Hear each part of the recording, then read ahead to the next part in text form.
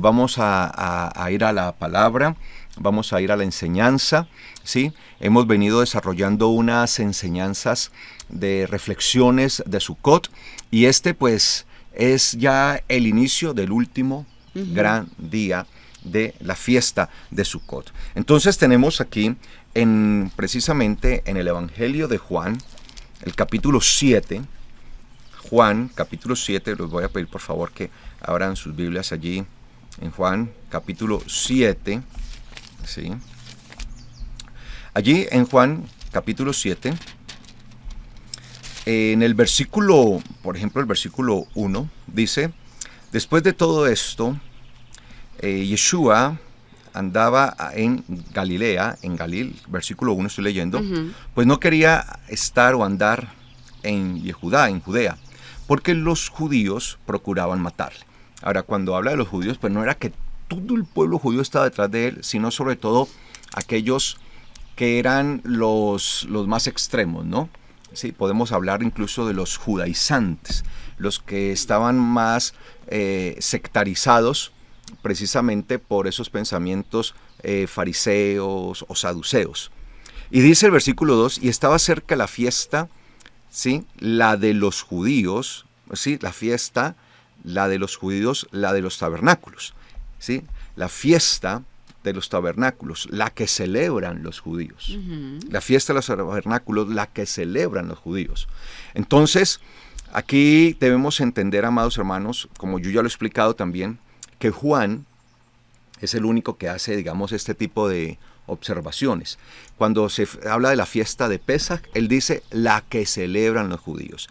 Acá, la de los tabernáculos, sí, que es Sukkot, obviamente Sukkot, la de los tabernáculos enramadas, la que celebran los judíos. Yo ya les he explicado por qué. Porque recuerden que los samaritanos, ¿sí? Que cuando Israel se dividió en dos, el reino se dividió en dos, ¿sí? La parte del norte y la parte del sur. En la parte del norte, el rey que estuvo en la parte del norte, que fue Jeroboam, él cambió todas las fechas, recuerden. Y literalmente, lo dice la Biblia, que él, la primera que hizo fue la de los tabernáculos, pero la imitó. Y dice la Biblia que imitó, sí, y se inventó, porque literalmente lo dice, se inventó una fiesta de su corazón, como la que se celebra en Yehudá, ¿sí? Y dice que la celebró el día octavo, en el mes octavo, en el día 15.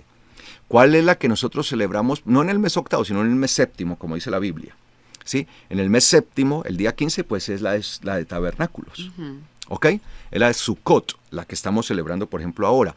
Pero en la parte del norte, cuando el reino de Israel se dividió, que quedó la parte del norte y la parte del sur, los del norte copiaron todas las fiestas, pero las copiaron un mes después. Entonces, si la Torá, la Biblia, enseñaba la fiesta de los Sukkot, los tabernáculos, en el mes séptimo, empezando el día 15, los del norte la celebraban en el siguiente mes, el mes octavo, en el día 15. Y así corrieron todas las fiestas. Entonces, el apóstol Juan es el único de los evangelistas que hablan y narran el encuentro de Yeshua con la samaritana. Y como él aborda precisamente el tema de los samaritanos, y la samaritana le hace una serie de cuestionamientos a Yeshua cuando ella todavía no sabe pues que él es el Mesías, ¿sí? Le dice, es que ustedes dicen que se debe adorar aquí en Jerusalén y nuestros padres dicen que se debe adorar en este monte, hablando de la parte donde se habían puesto los lugares de adoración en la parte del norte, cuando el reino de Israel se dividió, porque tengamos en cuenta eso, Israel se dividió en dos. Entonces, Yeshua por eso le dice, no, la salvación viene de los judíos. ¿Por qué le dice la salvación viene de los judíos? ¿Porque es que son los judíos los que tienen la salvación? No, es porque la salvación, cuando él habla de la salvación, viene de los judíos, primero está refiriendo a él. Él como la salvación. Claro. Vino a través de los judíos. Y le está diciendo a ella que los que tienen la razón en cuanto a la salvación, que tiene que ver con todo vivir conforme a la voluntad de Dios, pues, ¿quién la tenía en este caso? Era la de los judíos. Aunque, aclaro, muchos de ellos no era que estaban viviendo conforme a la palabra de Dios, pero era lo que tenían los judíos. O sea, la salvación era esa, la Torá. Claro. ¿Sí? Y la Torá tiene que ver con Yeshua. Por eso a través de la Torá viene salvación. ¿Por qué? Porque el centro de la salvación es ¿quién? Yeshua. Por eso decimos que a través de la Torá sí hay salvación, porque ella nos revela al Salvador. Claro que sí. ¿Sí? Nos revela a Yeshua. Entonces por eso él siempre, el apóstol Juan es el que hace, a diferencia de los demás evangelistas, siempre esta acotación. Entonces algunos toman esto, ¿sí ve? La fiesta de los judíos, ¿sí? Que eso es de los judíos, pero no se dan cuenta es que él trata siempre de establecer la diferencia entre la celebración que hacían los judíos, que de alguna manera era de acuerdo a la Torá. Para ese entonces lo hacían porque lo hacían en el mes séptimo, Claro. en el día 15 del mes séptimo, y no como los samaritanos que le hacían al mes siguiente, en el mes octavo, Que el día estaba 15. modificada. ¿Ok? Entonces, Claro. para que eso quede muy bien, muy claro. Entonces, el capítulo 7 de Juan está hablando de la fiesta de Sukkot. Entonces, cuando nosotros vamos y saltamos al versículo 37, vamos a saltar hasta el versículo 37, ¿sí? Ujú. Allí dice el versículo 37, en el último día, el más grande de la fiesta, ahí en Juan 7, pero el 37, para que supiéramos de cuál fiesta se estaba hablando, Claro. ¿no? Sí, sí. En el último día, el más grande de la fiesta, ¿de qué fiesta está hablando? De Sukkot, Sukkot. la de tabernáculo, la de enramadas, la de cabañas, la fiesta de las cabañas también, se conoce como la fiesta de las cabañas, la fiesta de las enramadas, la fiesta de tabernáculos. ¿Sí? En el último día, el más grande de la fiesta, Yeshua se puso en pie y alzando la voz dijo, si alguno tiene sed, venga a mí y beba. El que crea en mí, tal como dice la Escritura. ¿Cómo hay que creer? Como dice la Escritura. Tal como dice la Escritura, de su interior correrán o fluirán ríos de agua viva. Esto lo dijo respecto al Espíritu que iban a recibir los que creyeran en Él. Y mire que hablan del Espíritu y la fiesta en la que nosotros celebramos el derramamiento del Espíritu es la fiesta ¿de qué? De Shavuot, Claro. la fiesta de Pentecostés. Pero lo que está mostrando acá es que todas las fiestas están unificadas. O sea, es que en realidad nosotros las celebramos en diferentes espacios, pero todas ellas son una misma. Claro. Esto lo dijo respecto al Espíritu que iban a recibir los que creyeran en Él, pues todavía no había sido dado Espíritu Santo, pues Yeshua no había sido aún glorificado. ¿Sí? Entonces nosotros estamos hoy en el inicio de lo que la Biblia llama el último día, el más grande de la fiesta. Y no solamente de la fiesta de Sukkot, sino que es de todas las fiestas, porque es que este día en el que estamos iniciando hoy, en este Shabbat que vamos a finalizar mañana, que es el último que coincidió con el último día de Sukkot, no solamente el último día de Sukkot, sino que también es el día en el que se hace el cierre, podemos decir, de todas las fiestas. Desde que arrancamos con Pesaj, con Pascua, toda. Entonces, digamos como que este es el cierre final, ¿sí? No solamente de Sukkot, ¿sí? Por eso es que en la Biblia se explica que dice que la fiesta de Sukkot se celebra por 7 días, pero se le añade, y la Biblia muestra que se le añade un día más, el octavo, el cual es un gran Shabbat. Para dar a entender que no solamente se cierra Sukkot, sino también todo el ciclo de fiestas. Todo ese ciclo de fiestas se está cerrando allí. Entonces estamos en el día más grande de la fiesta. ¿Sí? Ese es un Shabbat alto, es un Shabbat especial. Por eso mañana vamos todos en el nombre de Yeshua con toda la disposición. Ay, sí, qué bendición. ¿Sí? Para terminar para dar ese gran cierre en la fiesta de Sukkot. ¿Ok?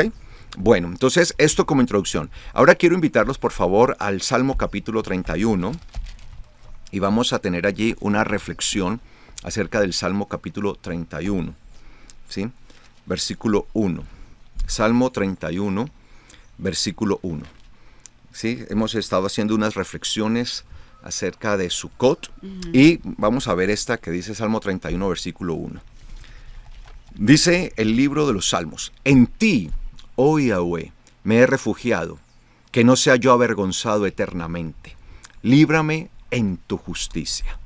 Entonces este es un salmo muy hermoso Y hay que entender pues que es un salmo, precisamente dice que es una melodía de David.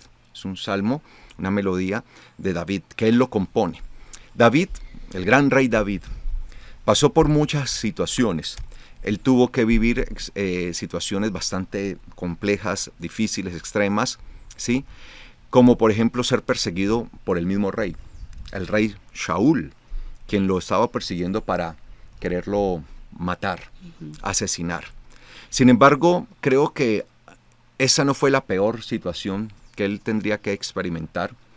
Creo yo que una de las peores situaciones que él experimentó fue cuando se tuvo que enfrentar a sus hijos. Sus propios hijos que se levantaron en contra de él. Sus propios hijos que quisieron de alguna manera usurpar el trono y para poderlo usurpar estaban incluso deseando matarle.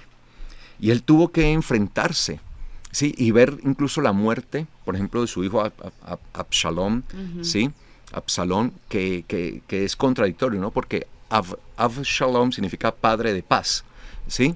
Y él se vio allí enfrentado a la muerte de su hijo que quería el trono.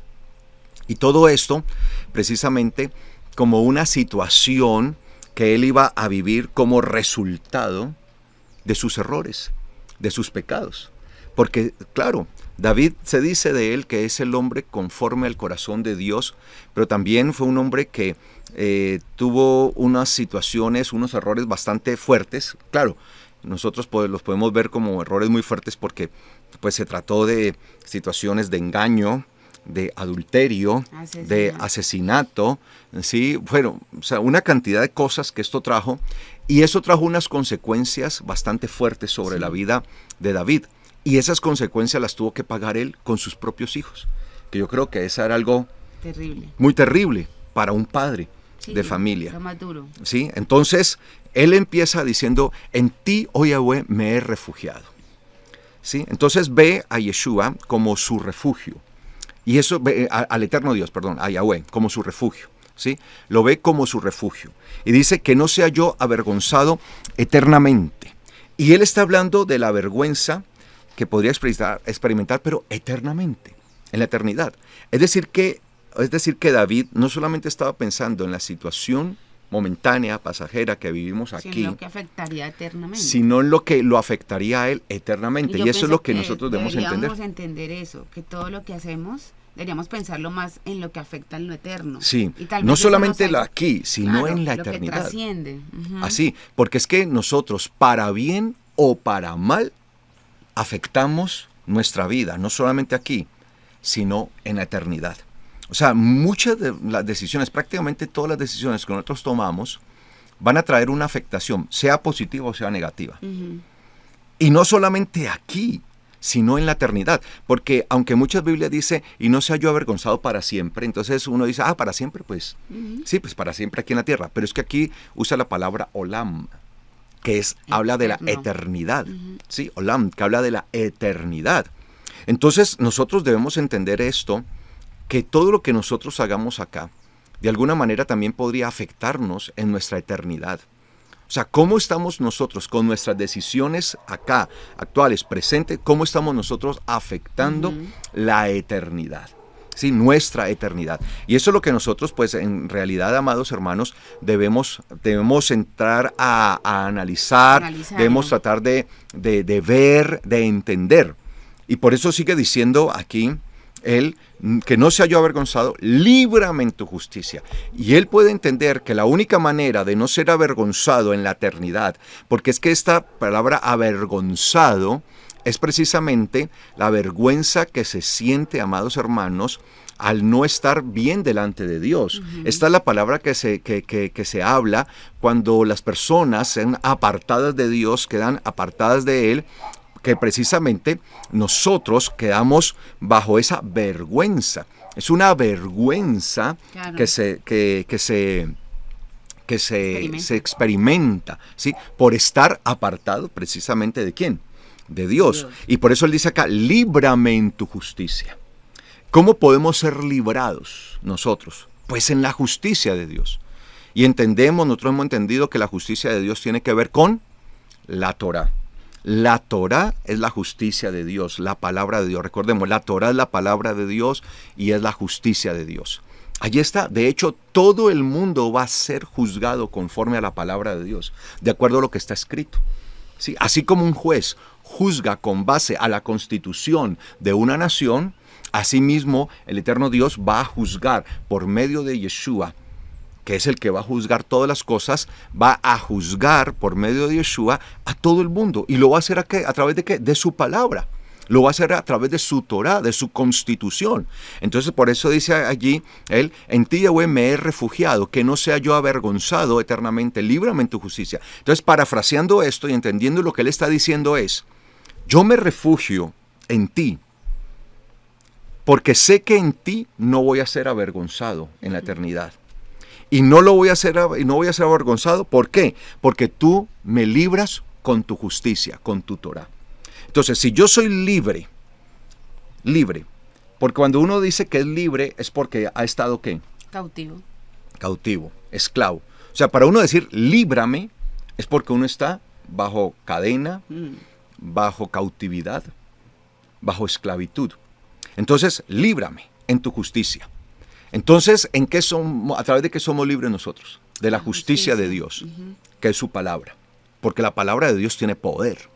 La palabra de Dios es viva. Es que a veces nosotros pensamos, cuando hablamos de la palabra de Dios, pensamos que es una escritura meramente. No, es que la palabra salió de la boca de Dios. Y todo lo que sale de la boca de Dios es vivo y eterno. Amén. Entonces, la justicia, ¿sí?, es la que nos tiene el poder para librarnos. Y cuando nosotros somos librados, a través de la justicia de Dios, pues no vamos a ser avergonzados eternamente. Y ella se va a constituir en un refugio. Porque la palabra de Yahweh se va a constituir en el refugio de nosotros. Sí, Señor. Entonces sigue diciendo el versículo 2. Inclina a mí tu oído y rescátame pronto. Inclina a mí tu oído y rescátame pronto. Sé tú mi roca de fortaleza y casa fortificada para salvarme. Entonces él le pide ahí, por favor, inclina tu oído, rescátame pronto, es atiende, ese inclina a mí tu oído, o sea, atiéndeme, sí, por favor, y rescátame pronto, porque él sabe que solamente cualquier ayuda, cualquier rescate, cualquier auxilio viene de parte del eterno Dios. Exacto. Y eso es lo que nosotros tenemos que aprender. A veces nosotros buscamos la ayuda, el rescate en otras cosas, en otras personas. Esperamos muchas veces más en el hombre que lo que esperamos en el Señor, en el eterno Dios. Y él dice, sé tú mi roca de fortaleza. Entonces cuando él pide allí, sé tú mi roca de fortaleza, esa palabra fortaleza, la palabra maoz, en hebreo, maoz, que yo le explicaba en estos días, que es la palabra que también se usa para las murallas que rodeaban las ciudades, con las cuales las ciudades se protegían. Entonces precisamente se usaba una roca especial, una roca fuerte, para hacer ese tipo de murallas. ¿Por qué? Porque pues hay rocas que parecen fuertes, pero se trituran muy fácilmente. Al golpe se desmoronan. Al golpe se parten en varios, mientras que hay rocas muy sólidas. Sí. Esta es eso es lo que llama esa roca tipo maoz, que era con la que se hacían precisamente, se sacaban esas rocas, se partían allí por trozos grandes y eran muy resistentes, entonces con esas rocas se armaban estas murallas. Por eso él dice, sé tú mi roca de fortaleza, porque es la roca con la que se fabricaban o con la que se hacían las murallas que servían de fortaleza para una ciudad que iba cuando iba a ser asediada, pues le iba a resguardar. Y dice, y casa fortificada para salvarme.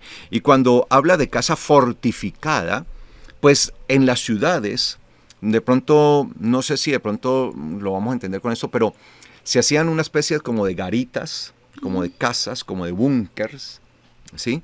Allí, desde los cuales podían resistir los embates de los enemigos. Claro. Entonces, no solamente se amurallaban, sino que también dejaban unas garitas, unas casas, las llamaban así, casas fortificadas, ¿sí? Nosotros las llamamos garitas o búnkers, y las hacían allí para que desde allí hubiera soldados que pudieran repeler los ataques. Entonces pudieran hacer una defensa efectiva. Entonces esa casa fortificada, precisamente allí se resguardaban ellos y estaba como dice la Biblia, fortificada. ¿sí? Estaba sólida, había sido como blindada, si lo queremos usar de pronto, sí, reforzada, ¿sí? ¿Para qué? Para que pudieran estar ahí tranquilamente los soldados que iban a hacer defensa. Por eso la Biblia dice literalmente casa fortificada, ¿no? Beit Matsud, ¿sí? Beit Matsud, ¿sí? Matsud, que es la palabra que aparece allí, casa. En muchas Biblias no dice casa. No dice casa, pero textualmente dice casa fortificada para salvarme. Entonces desde allí ellos se encontraban como en cierta manera, digamos, como seguros, a salvo, para poder repeler. Entonces le dice, sé tú mi roca de fortaleza y mi casa fortificada. Entonces él está hablando en cuestión de toda esa defensa. Y dice, porque tú eres mi peña y mi fortificación. Y por causa de tu nombre me guiarás y me encaminarás. Porque tú eres mi peña, ¿sí? Mi peñasco, mi peña, ¿sí? Muchas veces se usaban las peñas, los lugares altos y las peñas, para colocar también sitios de defensa de allí, por lo resistente que eran. Entonces desde allí, y muchas veces estaban bien ubicadas a lo alto, de tal manera que podían hacer allí una defensa mucho mejor. Porque tú eres mi peña y mi fortificación, y por causa de tu nombre me guiarás y me encaminarás. Y aquí algo muy importante, por causa de tu nombre. Todo el Señor lo hace precisamente por causa de su nombre.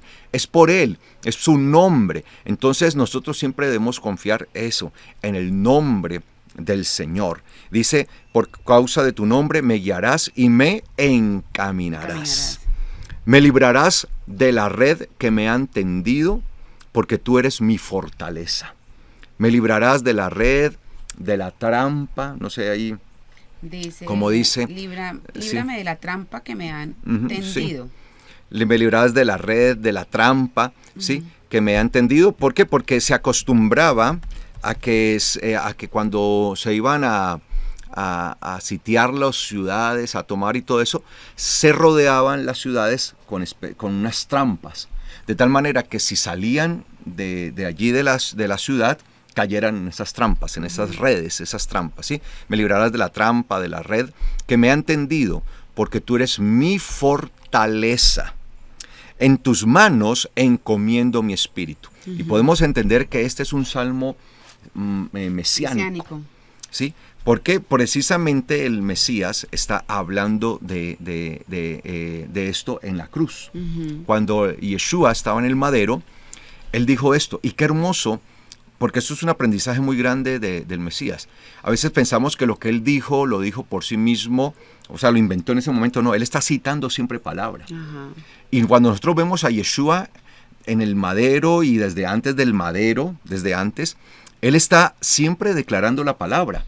En unas circunstancias bien complejas, difíciles, en circunstancias adversas, porque imagínense siendo castigado, siendo azotado, puesto en injuria, y todo lo que se hacía a través de lo que era todo este proceso de llevar la cruz y de ser colgado en ella. Él dice allí, en tus manos encomiendo mi espíritu. Qué bueno que nosotros aprendamos a tener esa confianza en el Señor, porque muchas veces cuando vienen las situaciones adversas, una de las reacciones naturales que los seres humanos tenemos es empezar a renegar, a juzgar, a renegar, ¿sí? A hablar, a decir, pero por Dios, ¿por qué permite esto? ¿Pero por qué? Pero si yo soy buena gente, si yo estoy tratando de hacer las cosas bien. Pues Yeshua dice que fue tentado en todo y no pecó. O sea, si fuera por eso... Con eso nomás tenemos. Sí, o sea, él fue tentado en todo y no pecó. O sea, no me lo merezco. Si haya uno justo... Soy muy bueno. Por eso la Biblia dice que puso al justo por causa de los injustos.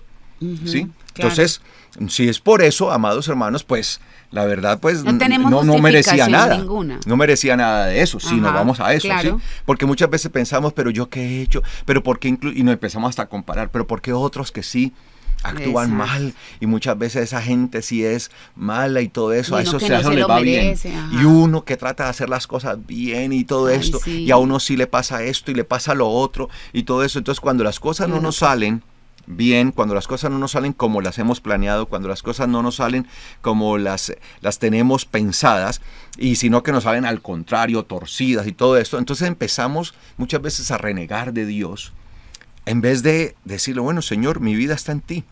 Y Sí, por eso el eso puede Señor, ser. el Mesías dijo, en tus manos encomiendo Encomiendo mi espíritu. mi espíritu. En tus manos encomiendo mi espíritu. ¿Por qué? Porque es que nosotros tenemos que tener nuestra vida precisamente encomendada en las manos del Señor. Sí, Señor. Allí puesta, en su mano de poder. Entonces, nosotros deberíamos aprender eso de nuestro Mesías. En tus manos encomiendo mi espíritu. Y dice él allí, tú, Yahweh, me has rescatado, Dios verdadero. O sea, tú, Yahweh, que eres el Dios verdadero, me has rescatado. Tú, Yahweh, que eres el Dios verdadero, me has rescatado. Tú, Yahweh, Dios verdadero, me has rescatado.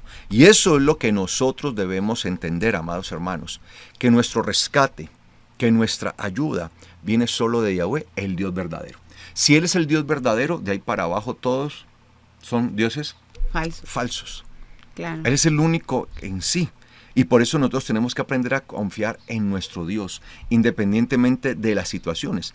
Entonces, ¿sí? Vemos a Yeshua colgado en un madero, vemos a Yeshua estando allí bajo todo oprobio, bajo toda maldad, maldición que le hicieron a él, tantas cosas tan terribles, ¿sí? Y él está allí, en una situación abyecta, en una situación mala, lamentable, lo peor pues. Sin embargo, él está hablando la palabra. Sí, sí. Y diciéndole, en tu mano encomiendo mi espíritu. En vez de estar burlándose como uno de los ladrones, ¿no? Uno de los malhechores. Malhechores. Uno de los malhechores que estaba allí, ¿sí? Se burlaba de él. Y sí, se burlaba. Si tú eres el Mesías realmente, entonces demuéstralo, bájate y bájanos a nosotros. Y todo eso, y estaba allí, muchas veces renegando. En cambio, él aquí está hablando la palabra, está allí declarando la palabra. Y dice aquí, dice el versículo 6, aborrezco a los guardianes de ilusiones de vanidad. Aborrezco a los guardianes de ilusiones de vanidad. La mayoría de Biblias no traduce así como yo lo estoy traduciendo. No. Y es que literalmente dice así, ¿sí? Shomerín, ¿sí? Shomerín son guardianes, ¿sí? Son los guardianes, son guardas, ¿sí? Y está en plural, shomerín. ¿Y guardianes de qué? De ilusiones de vanidad. Precisamente porque muchas veces lo que tenemos son puras ilusiones. Y eso es lo que muchas veces nos venden hoy en los púlpitos. No en todos los púlpitos, porque tampoco podemos generalizar y decir que todo el mundo, sí, no podemos meter a todos allí, pero sí se va dando como esa tendencia que desde muchos púlpitos se venden ilusiones, ¿sí? Ilusiones de vanidad. Y estas ilusiones de vanidad es como para sacar el ego. Por ejemplo, hay una iglesia, una congregación en Estados Unidos, que tal vez es la congregación más mediática en el mundo, creo yo, ¿sí? Los medios de comunicación que tienen esta congregación es muy alto. De hecho, en Estados Unidos prácticamente yo creo que es la más influyente en esto. Estoy hablando en Estados Unidos. Su pastor es un pastor estadounidense, es un pastor norteamericano y todo esto. Y él se ha enfocado mucho hacia el despertar del yo, del hombre, como el superhombre. Ya parecemos a Friedrich Nietzsche, ¿sí? A Friedrich Nietzsche, ¿sí? Con el superhombre, ¿no? El superhombre, de lo que hablan estas ideologías. Entonces, él incluso sacó un libro que en español se titula Descubre el campeón que hay en ti. Descubre el campeón que hay en ti. Cuando en la palabra se nos llama a nosotros es a un menguar. Se nos llama a nosotros realmente a no tener esa estima tan alta y creer que incluso somos superiores que los demás. Se nos manda es a confiar plenamente en el Señor, que si nosotros vamos a desarrollar una excesiva confianza, que sea en el eterno Dios, no en nosotros mismos. Entonces hoy parece más que se dan desde los púlpitos enseñanzas de desarrollo humano, de la mentalidad, más de ese tipo de cosas, ¿no? Entonces dice acá, aborrezco a los guardianes de ilusiones de vanidad. Entonces están más dirigidos como hacia eso, hacia crearles ilusiones a las personas, Claro. ilusiones con lo que, como dice la palabra, la gente se ilusiona, uy, sí, voy a tener el carro del año, la mansión, voy a tener esto, lo otro, dinero, voy a tener todo eso, voy a lograr todos mis sueños, la visión y éxito, voy a tener todo, voy a ser el mejor, voy a ser el mayor emprendedor. Bueno, les venden unas ilusiones Todo lo de la tierra. que todo esto Todo lo termina material. siendo vanidad, porque precisamente como lo dices, sí, todo va enfocado es a lo material. Ujú. Y no entienden lo que dijo el Señor, el cielo y la tierra Pasarán. pasarán, pero mis palabras no pasarán. También el Señor dijo, ¿sí?, que el que hace la voluntad de Dios permanece para siempre. Lo dijo, el mundo y sus deseos pasan, son pasajeros, pero el que hace la voluntad de Dios permanece para siempre. Eso es, por eso en el inicio decíamos que nosotros tenemos que pensar es en la eternidad. No quiere decir que entonces nosotros no podamos pensar acá, sí, si las personas trabajan con dedicación, Claro. con esfuerzo, Claro, es que con eso se puede compromiso, hacer. y bajo la bendición Es que del eso Señor, se puede hacer sin necesidad se logra. a ver, lo explico de esa manera. Eso se puede hacer cualquier persona disciplinada y Ujú. trabajadora sale adelante. Sí. Diciendo Así sea ateo. exacto, diciendo inclusive no creo en Dios. Sí. Entonces no podemos limitar eso a algo tan banal, realmente. Sí, claro, porque si nos vamos a eso, pues muchos de los magnates y ricos de este mundo, vemos que en realidad incluso pueden ser ateos, Ujú. o de pronto decir que creen en Dios, pero pues a su manera y cualquier Dios, ¿sí? Porque realmente viven una vida apartada de Dios. Y uno dice, pero ¿por qué ellos prosperan? Porque pues materialmente han conseguido, han logrado, se pusieron allí con compromiso, Claro, responsabilidad, ellos mismos lo dicen, mire, sacrificio. somos disciplinados, nos hemos esforzado, hemos sacrificado muchas cosas y hoy tenemos lo que tenemos gracias a esa constante. Punto. Ujú. Ya. Así es. Entonces, pues la disciplina, la constancia, la perseverancia en las cosas del trabajo y todo eso, pues Preparación. traerán algunos réditos, ¿no? Traerán algunos Frutos, beneficios, claro. y todo eso, y eso es indiscutible. Sí, eso es indiscutible. Había un jugador que estaban dándole una entrevista y que fue compañero de uno de los mejores jugadores que han habido en la historia, que es Cristiano Ronaldo.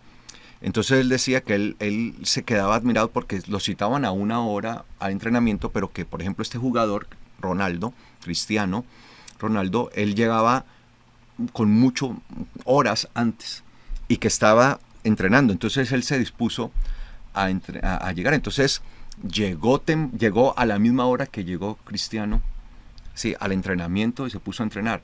Y cuando fue el otro día, cuando él llegó a la misma hora, ya Cristiano Ronaldo ya estaba entrenando. Ay. Entonces llegó al otro día a la hora que él, y cuando llegó al otro día luego, estaba más temprano. O sea, entonces él dijo, eso era algo de admirar.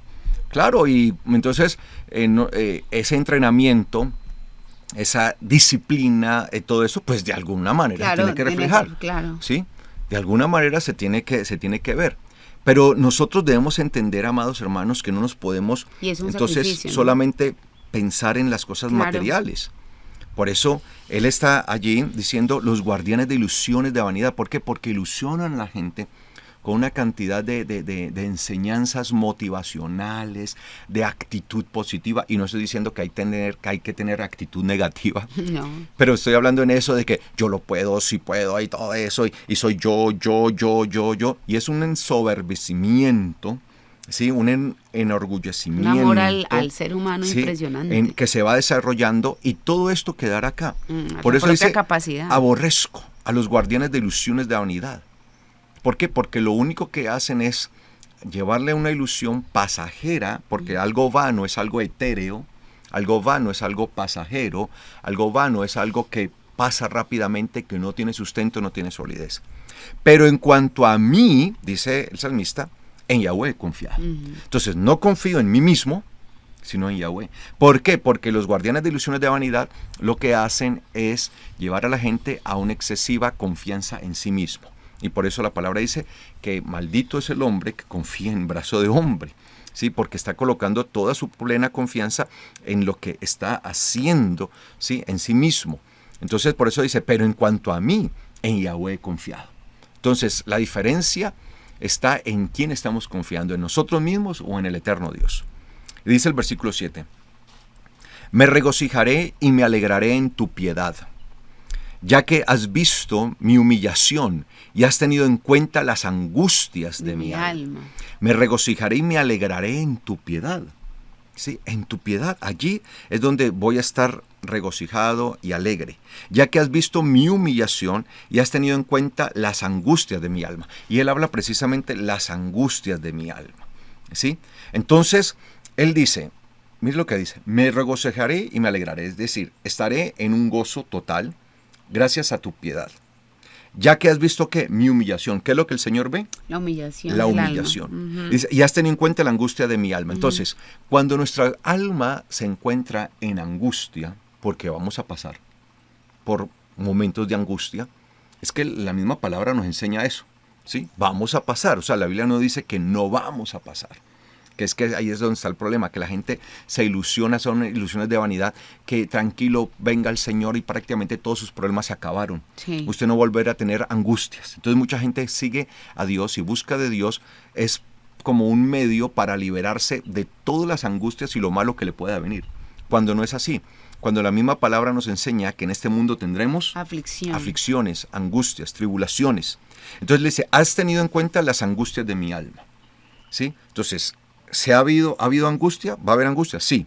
Pero ¿qué es lo que se espera en medio aún de la angustia? Ya que has visto mi humillación. Entonces, esa humillación es la que nosotros debemos desarrollar, que es aprender a doblegarnos delante de Dios. La humillación es ese doblegarnos delante de Él. Ese venir ante Él, postrarnos y decirle, Señor, yo no puedo, ayúdame. Es empezar a reconocer nuestra dependencia de Dios, empezar a reconocer que debemos vivir conforme a su voluntad, a su palabra, a su deseo, y que nos ayude aún en medio de esas situaciones, porque muchas de las angustias que pueden venir a nosotros pueden ser provocadas por nosotros mismos, claro, por nuestra propia actitud. No estoy diciendo que todas, ¿no? Pero muchas veces... La gran mayoría sí. Vienen allí como resultado de lo que hemos hecho, una consecuencia. Sí. Entonces, cuando nosotros nos humillamos delante de Dios, en medio de la situación de angustia de nuestra alma, porque ¿en dónde se genera la angustia? En el alma. En el alma, ¿sí? Por eso es que sentimos como que a veces se nos fuera a salir de adentro, sí. Se nos fuera a explotar, ¿sí? Desde adentro, ¿sí? Dice, me regocijaré y me alegraré en tu piedad. Entonces, ¿cuál va a ser el resultado? Pues el regocijo, la alegría, el gozo por la piedad, porque el Señor en medio de todo siempre tendrá esa misericordia, tendrá piedad de nosotros, tendrá bondad. Porque si no fuera por la piedad de Dios, nosotros no estaríamos aquí. Ninguno de nosotros estaríamos. Entonces, esto lo está entendiendo él.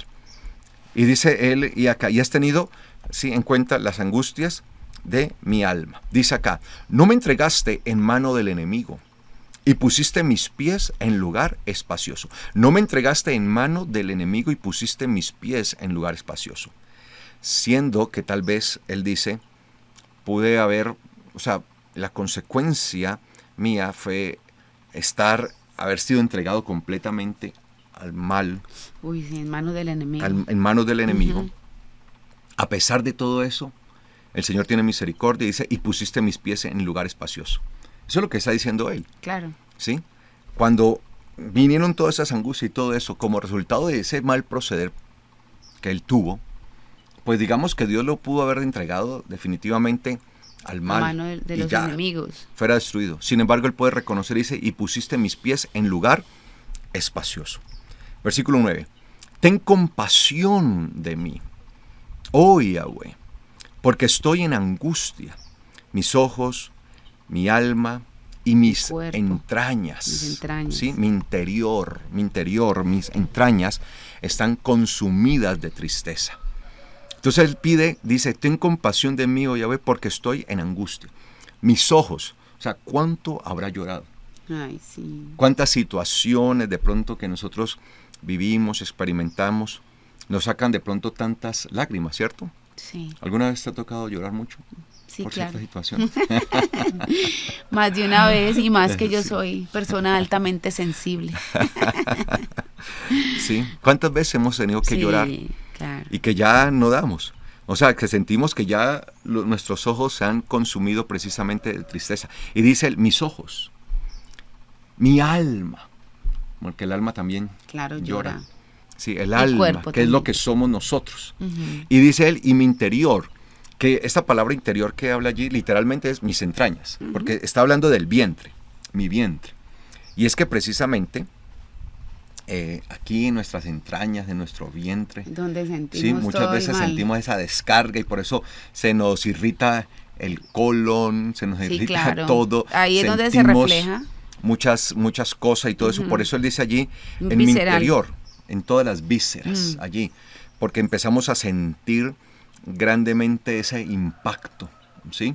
Ese impacto. Por eso a mí me tocó vivir una experiencia estando muy joven, cuando yo empecé mi vida laboral, me vi involucrado en una situación en la que me tocó denunciar una situación grave de ilícitos, de ilegalidad, de corrupción. Y debido a eso, se vino una avalancha de amenazas y de situaciones y todo eso que terminaron incluso en un atentado. Un atentado que me llevó a mí a una situación, gracias a Dios salí librado de ese atentado, pero eso me llevó a mí a enfermarme. Claro. Estaba esa yo muy angustia. joven, ¿sí? Tenía más o menos unos 20 años de edad para ese momento. Y esa angustia excesiva que tuve que vivir allí, que yo no podía salir a la calle porque si escuchaba un sonido de una moto, yo pensaba que ya habían llegado sicarios a Claro. matarme, y sobre todo que Sí, en esa época. Colombia para ese entonces vivía una violencia excesiva de sicariato. Lamentablemente son parte de los periodos pues, que hemos tenido que vivir en nuestra nación, y se vivía eso sobre todo en ciudades como Medellín, Bogotá y especialmente también en Cali, ¿sí? Entonces yo pensaba, no, ya mantenía así como traumatizado bajo esa ¿cómo se llama? Bueno, la palabra no se me viene. Psicosis. Esa psicosis, exactamente, sí. Tenía una psicosis. Psicoseado, sí. Me van a matar, me van a hacer eso. Y eso degeneró en una situación que me enfermó y laceró, lastimó severamente mi vientre, y pues empecé a tener muchos problemas. Y aunque pues le doy gracias al Señor que al día de hoy ya me siento, digamos, como he podido como superar eso, pero todavía quedé como con secuelas, ¿no? Allí. Entonces dice él, mis ojos, mi alma y mi interior están consumidos de tristeza. Consumidos de tristeza. O sea, estoy en la consumación allí de toda esa tristeza. Mi vida se ha desgastado en dolor y mis años en gemidos. Imagínense. Mi vida se ha desgastado en dolor y mis años en gemidos. O sea, como si su vida fuera una constante situación de tristeza, de dolor, de angustia. Entonces prácticamente dice él, mi vida está desgastada en el dolor y mis años en gemidos. A causa, pero él reconoce, ¿no?, que todo esto es ¿a qué? A causa de mi iniquidad, mi vigor tambalea y se debilitan mis huesos. Entonces él entiende que hay una responsabilidad. Claro. Y él dice, todo esto es a causa de ¿qué? De mi iniquidad. De lo Y por causa de mi iniquidad, sí, aún mi vigor está tambaleando. Debilitado. Y aún mis huesos se debilitan, se han debilitado. O sea, él se sentía débil. Porque claro, todas esas situaciones crean una angustia tan grande que debilitan a la persona. Y se sentía allí debilitado. Pero entiende que es a causa de su iniquidad. Que es aquí donde mucha gente le cuesta reconocer. Que es que creo que eso es lo que hace a David, el hombre conforme al corazón de Dios. Claro. No Tener que no pecara, conciencia de sus debilidades. sino que saber que todo lo que estaba experimentado era la consecuencia de su pecado, de su iniquidad. Sí, Señor. En cambio, nosotros muchas veces tenemos situaciones difíciles y empezamos a cuestionar a Dios. Y no nos cuestionamos a nosotros mismos y no somos capaces de nosotros reconocer y decir, bueno, esto está pasando es por causa mía. Claro. Es porque yo soy el culpable. Es porque en realidad aquí yo tengo la responsabilidad. Entonces dice el versículo 11, a causa de todos mis angustiadores, estoy en oprobio, y mucho más de mis vecinos, y de horror de mis conocidos. Los que me ven en la calle huyen de mí. Entonces, él había entrado en una situación tan seria, tan difícil, porque incluso el hecho de tenerse que enfrentar a su propio hijo. Claro. Y en ese enfrentamiento con su propio hijo muere. ¿Sí? Qué duro. Muere. Ujú. Y tanto que, por ejemplo, en ese que hablábamos precisamente en esos días, ¿no? Cuando Joab, sí, le dice a él, tranquilo, no temas. Ujú. Sí, él ya está muerto allí, ¿no? Ujú. De hecho, ni siquiera tuvo la oportunidad de llorarlo, Ujú. como un padre cualquiera podría Sí. llorar a su hijo, porque ni siquiera tuvo. Entonces yo pienso que no lloraba externamente porque no lo debía hacer, O en el secreto, o sea, pero en no el delante de secreto la gente. no lo dejaron llorar, o sea, no lo dejaron ni siquiera hacerle un tributo a su hijo, nada, Ujú. o sea, un sepelio, sino que simplemente no lo haga y por dentro. Entonces, eso es peor, porque las cosas que usted no exterioriza le acaban más físicamente, y por eso él dice que la gente huía de él, o sea, Sí. que físicamente estaba mal. Y muchos más de mis vecinos, pues claro, si alguien dirá, bueno, si pues fue capaz de enfrentar a Matar su propio hijo a su y a propio lo hijo, último qué duro. tener que liquidarlo, porque o era David o era su hijo, y aunque él intentó no hacerlo, ¿no? Porque él trató de No, hasta de lo huir hasta lo último. último y todo eso, pero pues De hecho decía, es por una favor, situación apréndanlo, no lo muy vayan a crítica, matar, sí. sí. Es una situación bastante difícil, Ujú. la muerte de un- su hijo, Claro. ¿sí? Y dice acá, pues que aún dice mucho más de mis vecinos y de horror de mis conocidos. Los que me ven en la calle huyen de mí. Entonces, o sea, como sentirse uno como en esa soledad, en esa que a veces pues a veces nos hemos podido sentir en esa soledad extrema, ¿no? Claro, hacer como ese duelo solo, Ujú. qué duro. Es bastante complejo, difícil, ¿no? Y dice aquí, he sido olvidado, ¿cómo se sentía él? Dice, he Olvidado. sido olvidado como un muerto, de quien ya nadie se acuerda. He venido a ser como un vaso quebrado. O sea, él se sentía que él ya no tenía vida, que estaba como muerto Ay, sí, en vida. un luto muy O grande. sea, llega un momento de la vida de él en donde se siente, o sea, pasar esa situación tan terrible. A veces nosotros nos gustaría ser como David, pero las cosas buenas, ¿no? Cuando mató a Goliat y cuando sube al trono, cuando la gente decía, Saúl mató a sus miles, pero David a sus 10,000, ¡oh! Y como toda esa gloria. Y entonces muchas veces la gente quiere, pero lo bueno. Claro. Pero qué tan dispuestos estarían también a experimentar todo esto, lo malo, ¿no? Y dice él aquí el versículo 13, oigo la calumnia de muchos, el terror me asalta por doquier, mientras conspiran unidos contra mí y maquinan tomar mi alma. Oigo la calumnia de muchos. O sea, él se daba cuenta, están tramando esto por acá y maquinan tomar mi alma. Ahora, él entiende que todo esto es una afectación ¿a qué? Al alma, porque es que es donde nosotros debemos entender todo lo que nosotros hacemos, todas las decisiones que tomamos, para bien o para mal, vuelvo y lo repito, afectarán nuestra alma. Pero ¿cómo vamos a afectar nuestra alma? ¿Para bien o para mal? Claro. Y dice acá, maquinan tomar mi alma, dice él, ¿sí? Oigo las columnas de mucho, el terror me asalta por doquier, mientras conspiran unidos contra mí y maquinan tomar mi alma. Pero en ti, oh Yahweh, he puesto mi confianza. He dicho, tú eres mi Dios. Entonces, cuando nosotros sentimos que se nos viene el mundo encima, ¿qué debemos hacer? Confiar más en el Señor. En ti confío, Señor. Sí, he puesto mi confianza. No solamente en los momentos difíciles, ¿no? En todo momento. Claro. Pero eso en los momentos más difíciles cuando tenemos que aprender a confiar más en Él, más en Dios. Y he dicho, tú eres mi Tú Dios. eres mi Dios. Sí, tú eres mi Dios. O sea, de ti viene mi salvación. Como tú eres mi Dios, de ti viene mi refugio, de ti viene mi esperanza. En ti tengo toda la bendición. Eso es lo que nosotros, amados hermanos, debemos entender. Debemos comprender. Y dice allí el versículo 15, en tu mano están mis tiempos. Qué precioso. Líbrame de la mano de mis enemigos y de mis perseguidores. Saber que todo momento nuestra vida está en las manos del Señor. Y que aún hasta el día que nosotros vivimos acá es porque hasta allí el Señor nos permitió. ¿Sí? Hasta allí. O sea, eso es lo que nosotros debemos tener la seguridad. En tu mano están mis tiempos. Líbrame de la mano de mis enemigos y de mis perseguidores. En tu mano están mis tiempos. Significa voy a depender de ti en todo momento. Y sé que si en tu mano están mis tiempos, está mi vida, pues tú me librarás de la mano de mis enemigos y de mis perseguidores. Haz resplandecer tu rostro sobre tu siervo, sálvame por tu piedad.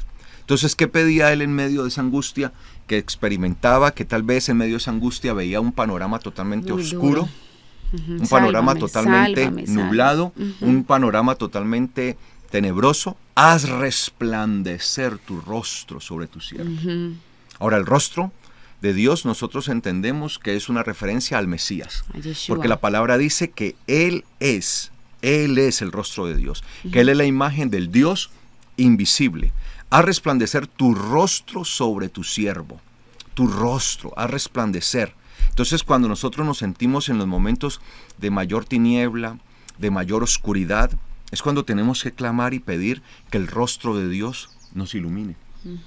Que la luz de Yeshua esté sobre nosotros. Que la luz de su palabra venga sobre nosotros. Y dice, sálvame por tu piedad. Es entender que si somos salvos es por la misericordia y la piedad de Dios. No sea avergonzado, que no sea yo avergonzado, oh Yahweh, por cuanto te he invocado. Sean avergonzados los impíos y queden callados en el Sheol. Volvamos a entender esto. Los que van a ser avergonzados son los impíos.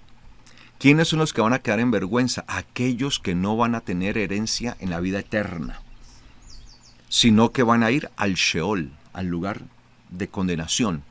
Eso es lo que nosotros debemos entender, y por eso él pedía esto, que no sea yo avergonzado. Y los que van a ser avergonzados son los impíos. ¿Y quién es un impío? Aquel que conociendo la verdad no vive conforme a ella. Y no estoy hablando de aquellos que conocen la verdad a profundidad porque se dedicaron a estudiar la Biblia. Estoy hablando de aquellos que conocen la verdad, por ejemplo, de que hay Dios. Sí, como dice mucha gente. Sí, yo sé que hay un Dios, pero no les importa. Y sabiendo que hay un Dios, no les importa. Así como hay gente que dice, sí, yo sé que la Navidad es pagana, pero la celebro, eso no hay nada de malo. La Navidad es de origen pagano, pero lo hago. O sea, es consciente, pero lo hace. Asimismo, hay Dios, pero vivo como si no hubiera. Claro. Entonces, un impío no es el que tiene el conocimiento profundo de la palabra. No, obviamente, a medida que tiene más conocimiento de la palabra, pues mayor demanda hay y mayor impiedad habría si nos apartamos de la palabra. Uy, claro que sí. Y por eso él dice, que no sea yo avergonzado, oh Yahweh, por cuanto te he invocado. Que no sea yo, él pide eso, que no sea yo avergonzado. Oh Yahweh, por cuanto te he invocado. Sean avergonzados los impíos y queden callados en el Sheol. En el Sheol nadie alabará, dice la palabra. En el Sheol, cuando dicen queden callados, es que realmente no se escuchará. Cuando dicen callados no es que van a estar mudos, sino que por más que hablen, serán oraciones o serán peticiones no escuchadas, tal como lo enseñó el Mesías con el rico y Lázaro. El rico, que se estaba condenado, clamaba, pero todas sus peticiones fueron denegadas. Es como si estuviera callado, como si no pudiera hablar, porque todo lo que pedía, por favor, envía a Lázaro para que me moje mi lengua, por favor, que alguien vaya y predique a mis hermanos, porque 5 hermanos tengo, que no vengan acá. ¿Y qué le responden? Tienen a Moisés, tienen a Moisés, tienen a los profetas que los obedezcan, que los obedezcan. Obedecer a Moisés y los profetas es obedecer la palabra de Dios, la Torah de Dios. Entonces por eso dice allí, queden callados en el Sheol, porque allá habrá la queja, pero nunca será escuchada. Es como si estuvieran mudos. Que enmudezcan los labios mentirosos, los que hablan contra el justo, con soberbia y menosprecio. Que enmudezcan los labios mentirosos, los que hablan contra el justo, con soberbia y menosprecio. Entonces, ¿qué es hablar contra un justo? ¿Sí? Debemos entender que un justo es aquel que vive conforme a la justicia A la de Dios, palabra del Señor. que procura vivir día a día conforme a la justicia. ¿Que tendrá errores ese justo? Claro. Claro que sí. ¿Que cometerá errores? Sí, pero también el justo sabrá reconocer sus errores. Entonces por eso dice acá que enmudezcan los labios mentirosos los que hablan contra el justo. Mire, contra el justo. ¿Cuáles son los labios que van a enmudecer? Los que hablan contra el justo. Entonces el problema y el peligro de hablar contra uno que vive la palabra de Dios. Por eso si usted vive la palabra de Dios, si usted vive conforme a la Torah realmente, si usted está viviendo de acuerdo a esa justicia de la Torah de la verdad, entonces si hablan en contra de usted, pues en el día de mañana esos labios van a ser enmudecidos. Porque dice acá, los que hablan contra el justo, con soberbia y menosprecio. ¿Por qué? Porque hablan y se ensoberbecen, si menosprecian al justo, lo hacen en contra de aquel que está viviendo conforme a la palabra. Por eso usted no debe temer, siga viviendo conforme a la palabra, y así hablen contra usted, tenga en la confianza en el Señor. Y dice, cuán grande es tu bondad, que has reservado para los que te temen. ¿Para quién está reservada la bondad de Dios? Lo bueno de Dios. ¿Qué es la bondad de Dios? Todo lo bueno. ¿Para quién es? Para los que te temen.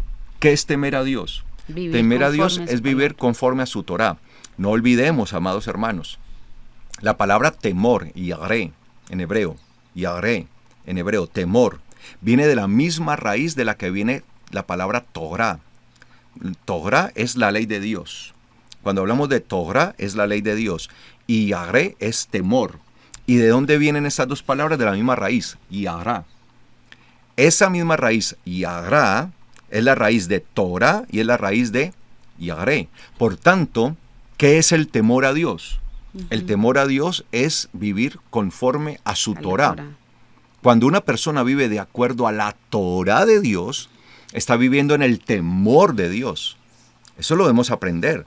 Entonces, dice acá, cuán grande es tu bondad que has reservado para los que te temen. Es decir, que el temor a Dios es vivir conforme a su Torah. ¿Y qué es lo que está reservado para los que temen a Dios, que viven conforme a su Torah?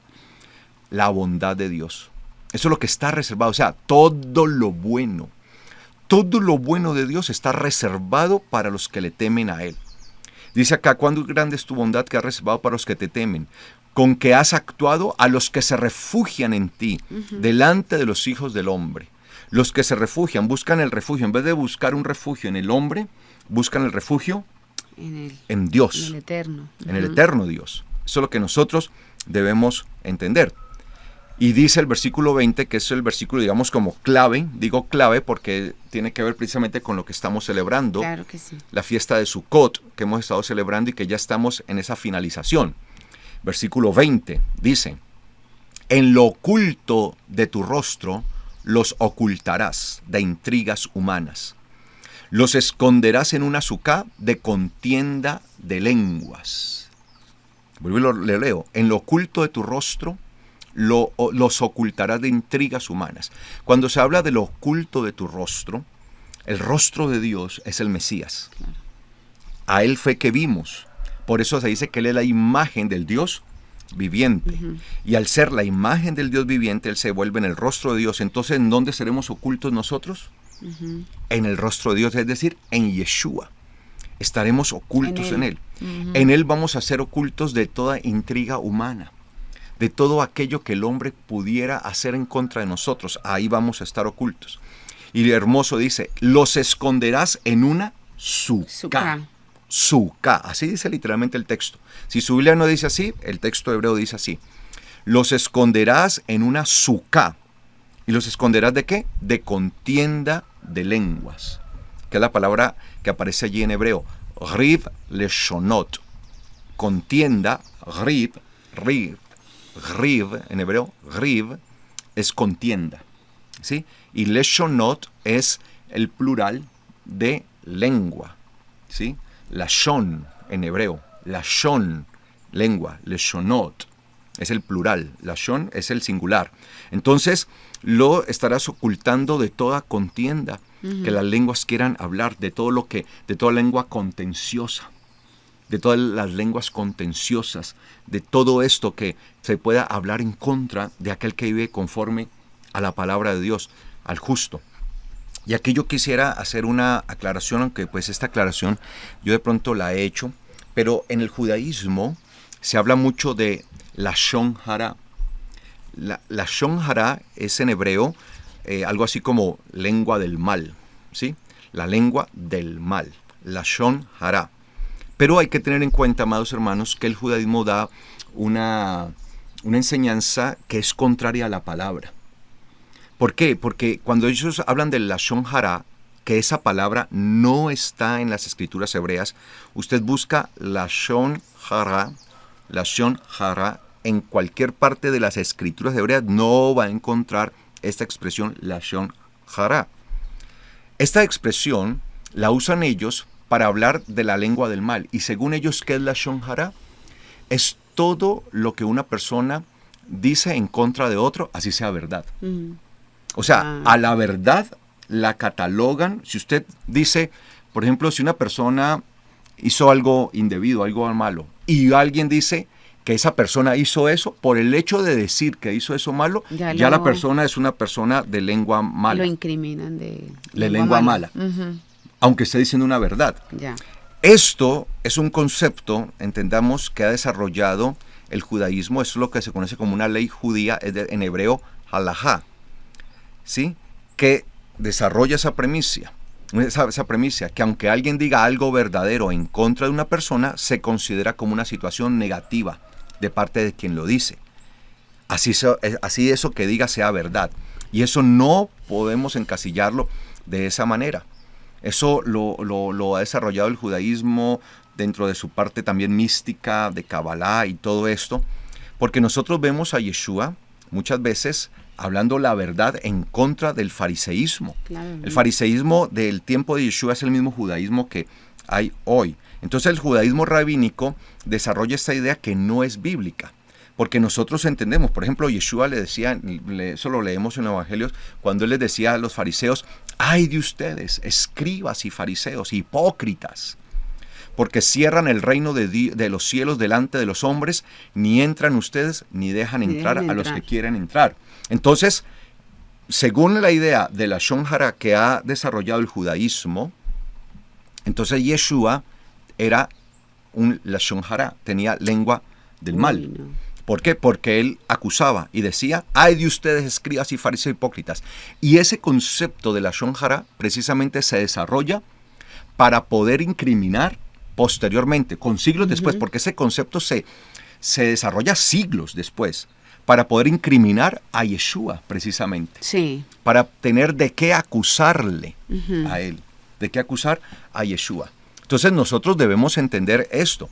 Entonces, por eso en el libro de Proverbios, en el capítulo 11, versículo 9, dice, el hipócrita con la boca daña a su prójimo, mas los justos son librados con la sabiduría. Entonces, ¿de qué los acusaba Yeshua a los fariseos? De hipócritas. ¿Y qué enseña el libro de Proverbios, capítulo 11, versículo 9? Que el hipócrita con la boca daña a su prójimo. Claro, porque todas las enseñanzas que estaba dando el fariseísmo eran contrarias a la palabra de Dios, a la Torá de Dios. Por eso él les decía a ellos, ustedes son hipócritas, porque ustedes enseñan mandamientos de hombres y hacen así que la gente entonces no cumpla los mandamientos de Dios. La palabra. Entonces, en la Biblia, lo que más se parece a la Lashon Hara, que es el concepto que desarrolló el judaísmo siglos después del Mesías, de Yeshua, es lo que dice el Salmo 34:13. El Salmo 34:13 dice, guarda tu lengua del mal y tus labios de hablar engaño. Pero él dice, guarda tu lengua del mal. No está diciendo que esa es la lengua del mal, sino que debe guardarlo del mal. Literalmente en hebreo dice, netzor leshoneja negra. Así dice, netzor leshoneja negra. ¿Sí? Eso es lo que dice, netzor leshoneja negra. Así dice. Entonces, nosotros debemos entender que cuando decimos Netzor, Leshoneja, Megra, está diciendo guarda, Netzor es guardar, Leshoneja, tu lengua, Leshoneja es tu lengua, y Megra, de lo malo. De lo malo. ¿Sí? Y tus labios de hablar engaño. Aunque en la Biblia, pues sí se nos habla, por ejemplo, en el Salmo 109, versículo 2, Y también en Proverbios 6:17 se nos habla de la lengua mentirosa. Lengua mentirosa. Ahí sí dice Leshon Shaker. Ah, shaker. ¿Sí? Leshon Shaker. Leshon Shaker. Lengua mentirosa. Ah, ¿qué es la lengua que está hablando una mentira? Ah, claro, es que una lengua que hable mentira, Leshon Shaker, que hable mentira, engaño, pues obviamente delante de Dios no es correcta. Y en el libro de los Salmos, el Salmo 109, versículo 2, en Proverbios 6:17, literalmente usan esa expresión. También en el Salmo 120, versículo 2, dice Lashon Remiyah. Lashon Remiyah, que significa lengua traicionera. Lengua traicionera. Lashon Remiyah, lengua traicionera. ¿Qué es una lengua traicionera? Pues es una lengua que va a hablar mal de alguien con tal de hacerle daño y destrucción. ¿Sí? En el libro de Proverbios, capítulo 10, versículo 31, habla, por ejemplo, del Leshon Tahpujá. Leshon Tahpujá, que significa lengua perversa. Lengua perversa. Entonces, nosotros también entendemos allí que hay una lengua que perversa. En el capítulo 10, 31 de Proverbios se habla de esto, ¿sí? Y dice que la lengua perversa será cortada, la que habla perversidades, ¿sí? Que no habla conforme a la palabra de Dios. Hay otra, por ejemplo, que es lengua destructora, que en hebreo es Leshon Havot. Leshon Havot. De esa habla Proverbios 17:4, la lengua destructora. Entonces, nosotros entendemos, amados hermanos, que todo lo que habla de las lenguas, pues es la lengua que hace daño, que destruye, que habla mentira. Pero siempre nosotros debemos hablar verdad. Entonces, declarar algo en contra de alguien, si es verdad, nunca jamás será visto como algo malo. Porque pues se supone que siempre debemos hablar lo verdadero. Claro. ¿Sí? Entonces por eso quería aclarar eso. ¿Por qué? Porque en el judaísmo se habla mucho de esto y la gente lo copia mucho. Yo veo muchos hablando de la Lashon Hara, de la Lashon Hara, y copian más las cosas del judaísmo. Malo, el concepto equivocado. Y lo toman, el concepto equivocado exactamente, ¿sí? Que lo que dice la Biblia. Claro. Entonces el versículo 20, regresando a Salmo 31, donde estamos, Salmo 31, versículo 20, dice: en lo oculto de tu rostro los ocultarás de intrigas humanas, los esconderás en una azúcar de las contiendas de lengua. ¿Sí? Allí, de las contiendas de la contienda de lenguas, que literalmente dice así, lo esconderás en una azúcar de la contienda de lenguas. Versículo 21, dice: bendito sea Yahweh, que hizo maravillosa su piedad para conmigo, como en una ciudad amurallada. Entonces él empieza a decir, bendito sea Yahweh. Entonces en vez de maldecir, bendice. En vez de renegar, da gloria. Y dice, bendito sea Yahweh, que hizo maravillosa su piedad para conmigo, como en una ciudad amurallada. En mi afán, dice el versículo 22, en mi afán decía yo, cortado fui delante de ti. Cortado fui de delante de ti. Entonces muchas veces nosotros en nuestra premura, en nuestro afán por la situación que estamos viviendo, terminamos hablando a la ligera y terminamos diciendo cosas que no son. Por ejemplo, él reconoce que en su apresuramiento, en su afán, ¿qué dijo? Cortado fui delante de ti. Pero tú oíste la voz de mis súplicas cuando clamé a ti. Y se dio cuenta que no estaba cortado de parte de Dios. ¿Por qué? Porque él le respondió a su súplica. Si lo hubiera cortado, realmente no lo hubiera respondido. Y dice versículo 23, amen a Yahweh, amen, ustedes amen a Yahweh, todos sus piadosos. ¿Todos sus qué? Sus piadosos, los que viven conforme a la piedad de Dios, a su palabra. Pues Yahweh custodia a los fieles. ¿Qué hace Yahweh con los que son fieles, permanecen fieles a Él? Los custodia, los guarda, los rodea, los protege. Pues Yahweh custodia a los fieles, pero hace pagar con creces al que actúa con soberbia. Aquel que se levanta en su propio ego, en su propio yo, le hace pagar con creces al que actúa con soberbia. Esfuércense todos los que esperan en Yahweh, y sea valiente su corazón. Esfuércense todos los que esperan en Yahweh. ¿Qué hay que hacer? Esforzarse. ¿Y ser qué? Valiente. Dice, y sea valiente su corazón. Y se usan las dos palabras que usa, por ejemplo, estas dos palabras que se usan acá son las que se usan en Josué. Capítulo 1, cuando allí en el libro de Josué dice, esfuérzate y sé valiente. Muy valiente, o sé valiente, muy valiente, para hacer conforme a toda la Torá que yo ordené a mi siervo Moshe. No te apartarás ni a la derecha ni a la izquierda de ella. Entonces, se usa la misma palabra. Entonces, ¿qué significa esforzarse todos los que esperan en Yahweh? Vivir. Conforme. Y sean valientes en su corazón. Pues es vivir conforme a la Torá, a la palabra. Entonces, él termina diciendo, eso es lo que hay que hacer. Entonces, él entiende que eso significa que debemos sí esforzarnos. Sí hay que hacer un esfuerzo. No cualquiera vive conforme a la palabra. No. Obviamente, ese esfuerzo no es un esfuerzo humano. Meramente, es el esfuerzo que nosotros hacemos ayudados por el Espíritu de Dios. Siempre alentados por el Espíritu de Dios. Y más en este tiempo, ¿sí? Que es un tiempo bueno de parte de Dios. Esfuércense todos los que esperan en Yahweh y sea valiente su corazón. ¿Qué necesitamos? Valentía. Porque para vivir conforme a la Torah se necesita valentía en el corazón. Esa valentía, ¿sí? En nuestro corazón. Ser ese corazón valiente, ¿no? Sí. William Wallace. Sí. Corazón valiente, ¿no? Se necesita valentía para vivir conforme a la Torá de nuestro Dios. Amén, amados. Sí, Señor. De eso se trata. Sabiendo que Él nos esconderá, como dice allí, en una azúcar. Allí, en ese tiempo. Estas son las promesas que el Señor trae para nosotros en Sukkot. Que Él nos esconderá, allí nos refugiará, allí nos ocultará, allí estaremos seguros. En el nombre de Yeshua, en la azúcar que Él tiene preparada para nosotros. O sea que Sukkot nos habla de ese resguardo. O sea que Sukkot también es una fiesta de esperanza, de saber que el día de mañana estaremos nosotros allí resguardados en la azúcar que Él tiene preparada para todos los que han esperado en Él, para todos los que han vivido conforme a su justicia. Amén. Amén. De eso se trata en el nombre de Yeshua. Gloria al Señor.